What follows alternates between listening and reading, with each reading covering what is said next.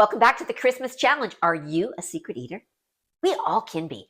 I have linked in the description below an episode of Secret Eaters. Watch that after the end of this video. It is an eye-opener. You will be shocked. What is secret eating? Secret eating a lot of times comes down to awareness.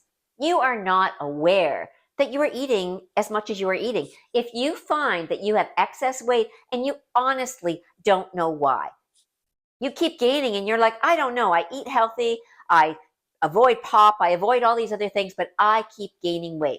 I want to tell you, after coaching hundreds of women, one thing I know for sure, you don't gain weight if you're not eating excess, okay?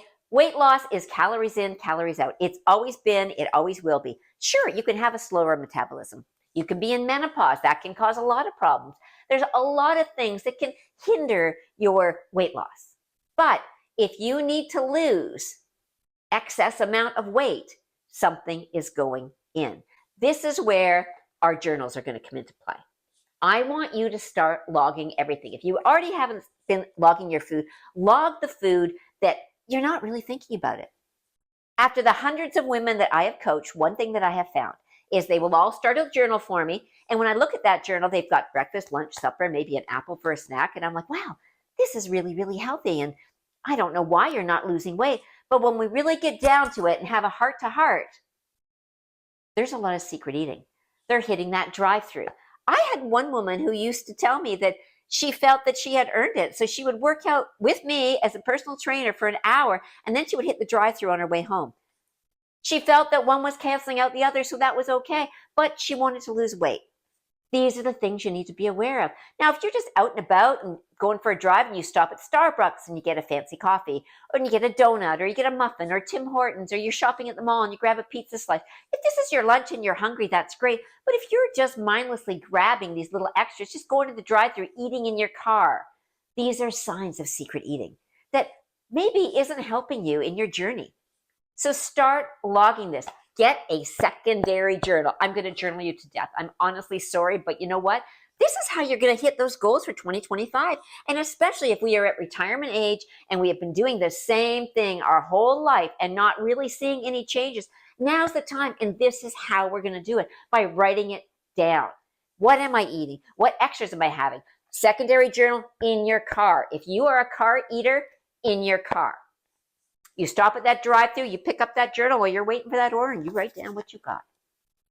Or keep the receipt and put it in. Whatever you need to do to keep track of it, and make sure you're moving that over into your regular journal and that you're accounting for the calories. And if you don't want to write it down, account for the calories. Just put in, I had an extra 500, I had an extra 600 or 700. It is shocking how quickly calories can add up, especially when you're mindlessly eating them. Like the handful of chips I always think of as 500 calories. Anything I grab in a handful is 400 to 500 calories. It just is, and that's how I write it down. So 2 journals on the go now, and you're keeping track of any workouts or whatever you're doing in this one as well, right? Intentions, goals, how is your walking going? We should all be walking by now. Doing something, right? We're getting up out of the chair. We're just doing side to sides. We're putting on some music. We're dancing around the house. We're walking around our kitchen. Whatever we have to do to get a little bit more movement. We added a Fitbit onto our Santa list. It is so invaluable just to know how many steps you've done.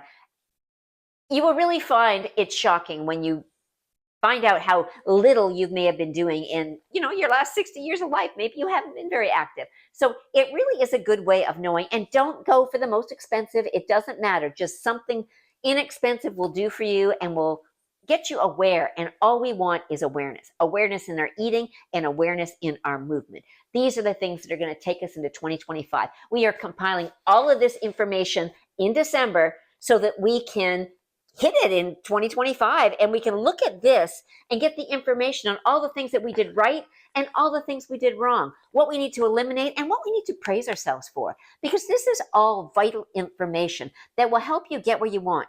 I don't want you starting off in 2025 and going, okay, well, now what do I do? I want you to have that information. Was I getting the 60 ounces of water in? Nope, I fought it every single day. Write it down if you're not getting it so that you know that this is something that you need to work on. It's hard to start off a workout routine when you've been in the same thing for many, many, many years. And it's just hard to jump into everything all at once. So starting little bits of it now is going to make it so much easier in 2025 for her to hit our goals. And that's what this is all about, right? Making 2025 the happiest and healthiest it can be. I'll be 67 and I still have goals that I want to reach, and I am going to reach them in 2025. I hope you're getting some walking in, getting your water, being aware. Watch the episode below of Secret Eaters. I'm telling you, it is quite shocking and will really make you think twice. Until I see you next week, have some great workouts. You are awesome. High five.